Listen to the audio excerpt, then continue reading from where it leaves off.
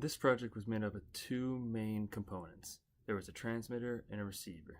The transmitter, which you can see up on the screen now, is made from a aux input, a microphone input, which is then summed together through an amplifier, and then that current is then passed through a laser, which is going then to be received by the receiver.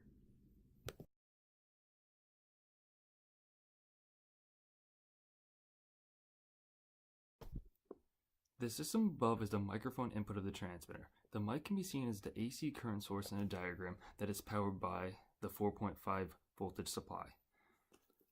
The voltage is then passed through a high-pass filter, which is seen by the capacitor and the resistor connected to the ground, to remove any DC voltage out of the mic to make sure only AC voltage is being amplified through the op-amp. The op-amp has a gain of 23 because of the 15K and 680 ohm resistor. The output through the op-amp is then passed through a resistor and potentiometer, which allows the mic to be adjustable before going into the summing amplifier.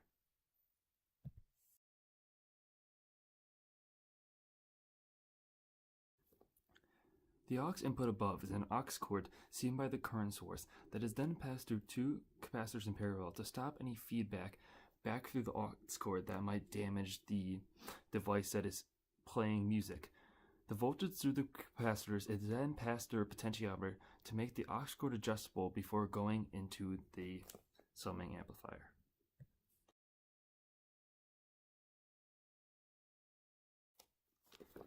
The diagram above is the next step in the circuit. What is pictured above is a summing amplifier that takes the input from the mic and the aux inputs and sums them together and amplifies the summed current through the op-amp, and then expels it out of Vout. Out of the op-amp, the current passes through a final capacitor and a bias T to remove any DC bias that is still in the circuit before it then travels to the laser to be outputted.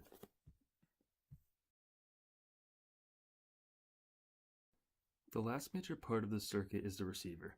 The receiver's purpose is to receive the laser input through a photodiode and amplify it, and then be able to play that input from the laser through a speaker.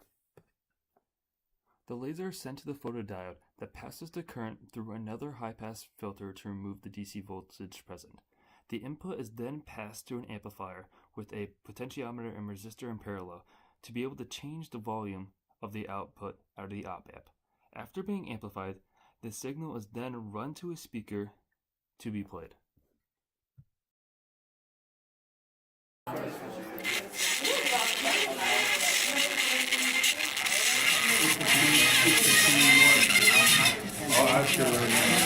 She probably thought you meant full credit as in both working parts. No, I asked her.